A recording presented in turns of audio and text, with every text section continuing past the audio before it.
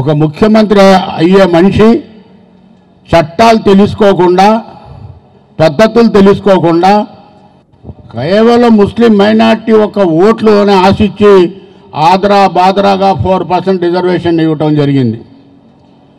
ఇచ్చిన మొదటి సంవత్సరంలోనే లోవర్ కోర్టులో ఆ కేసు కొట్టేశారు.